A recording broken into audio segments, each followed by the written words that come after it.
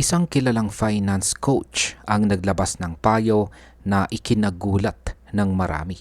Ayon sa kanya ay imbis na ubusin natin ang ating pera sa online shopping o sa mga mamahaling sasakyan, ay mas mainam daw na unti-unti tayong mag-invest sa mga crypto assets gaya ni XRP at ni Bitcoin. Hindi lang basta one-time buy, kundi consistent na DCA or dollar cost averaging sa loob ng 10 taon. At ang resulta, pwedeng umabot sa milyon ang halaga ng investment natin.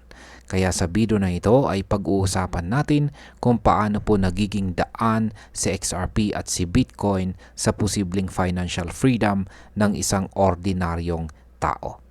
Kaya bago po tayo magpatuloy ay pakibasa na lamang po muna ang disclaimer dito po sa ibaba ng ating screen. Mga ka-crypto, simulan po natin sa kung ano po ba ang ibig sabihin ng DCA or dollar cost averaging. Para po ito sa mga baguhan at hindi pa nakakaalam. Ang DCA or dollar cost averaging ay isa po itong simpleng investment strategy kung saan regular ka pong naglalagay ng tiyak na halaga ng pera sa isang asset gaya ng crypto, kahit gaano pa kataas or kababa ang presyo nito. Halimbawa ay mag-i-invest ka ng 1,000 pesos kada buwan kay XRP sa loob ng 10 years. Hindi mo iintindihin kung mahal o mura ang presyo niya sa market. Basta tuloy-tuloy lamang ang pag-invest mo.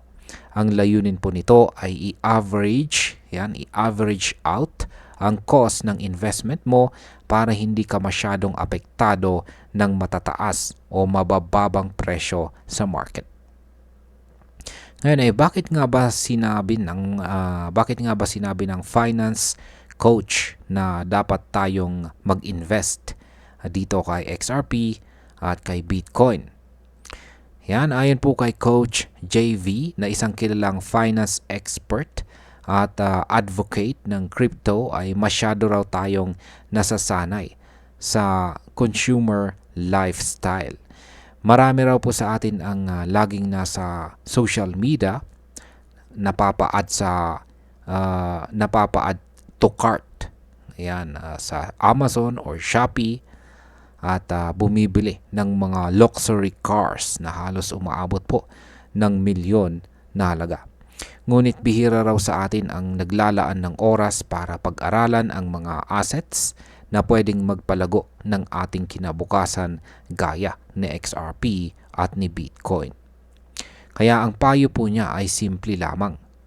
Gamitin natin ang dollar cost average strategy para makabuo ng financial future na mas maayos kaysa sa paulit-ulit na gastos sa bagay na bumababa ang value sa paglipas po ng panahon. Ngayon magkano naman po ang pwedeng kitain natin kung mag-DCA po tayo kay XRP sa loob ng 10 years? Base po sa calculation mula po sa Uphold Calculator, ay kung mag-i-invest po tayo ng $583 kada buwan kay XRP sa loob ng 10 years, ay makakabuo po tayo ng total investment na umaabot po sa $69,960.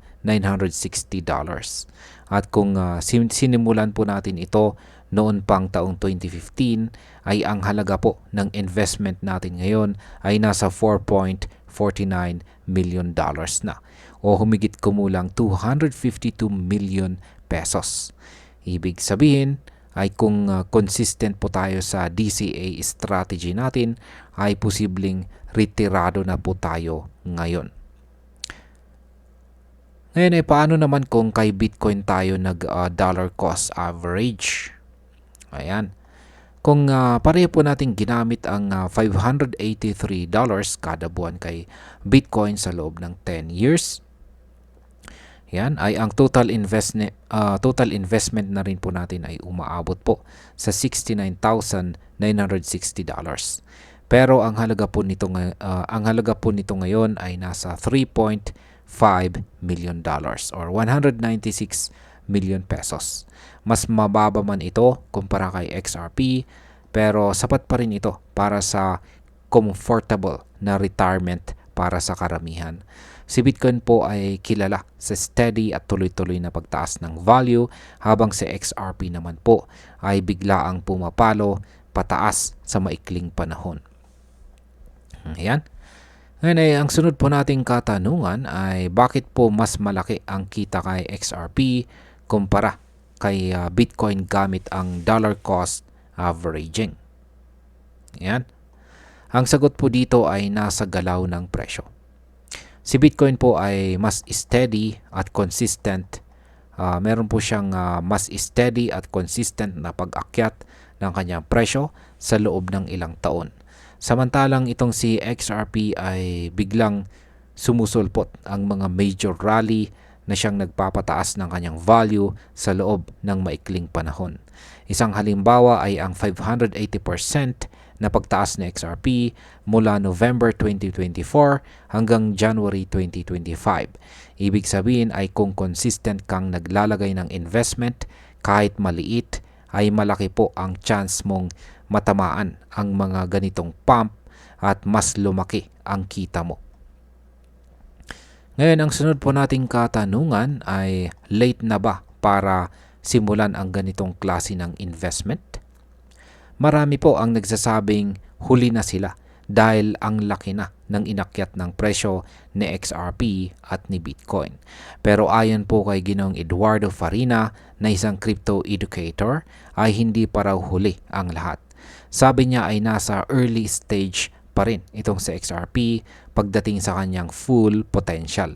Samantala si Ginoong Michael Saylor na isang kilalang Bitcoin advocate ay naniniwala rin na kaya pang umakyat ni Bitcoin ng hanggang $13 million.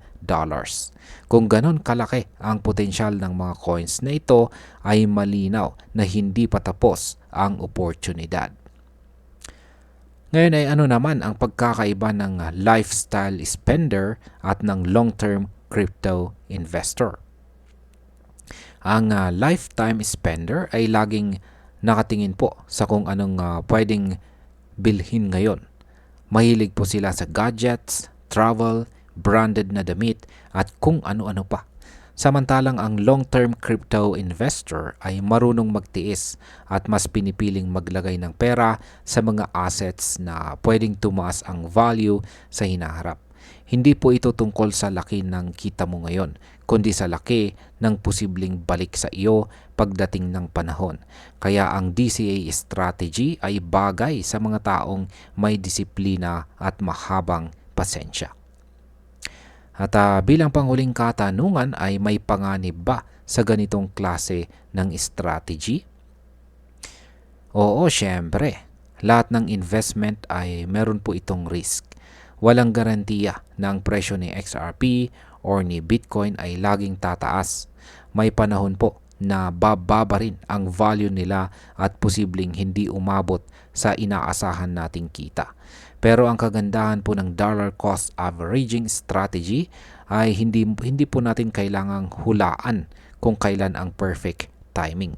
Basta tuloy-tuloy lamang po tayo sa paglalagay ng ating investment at mapapababa natin ang ating average cost kahit bumaba ang market. Ayan, bilang mga Pinoy crypto enthusiasts na madalas pong kulang sa access sa mga financial tools, ay malaking bagay po ang ganitong kaalaman. Ang simpleng paglalagay po ng maliit na halaga buwan-buwan kay XRP or kay Bitcoin ay pwedeng magbigay sa atin ng financial security sa hinaharap. Hindi natin kailangang maging milyonaryo para makapagsimula. Ang mahalaga po ay consistent at may disiplina po tayo sa ating financial goals. Sa panahong sobrang taas ng inflation at laging kulang ang sweldo, ay mas mainam na unti-unti tayong bumuo ng investment portfolio na maari pong magdala ng malaking kita pagdating ng panahon. At bilang panghuli, para po sa akin ay napakaganda ng punto ni Coach JV.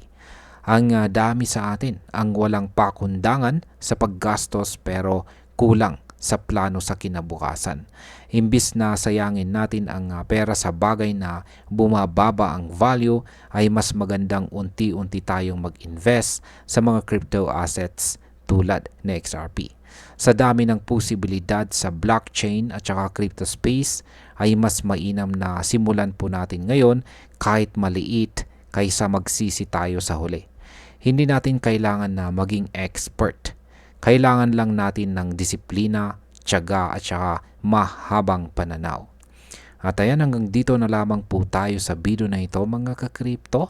Marami pong salamat sa panunood. Ingat po tayo lagi at God bless po sa ating lahat.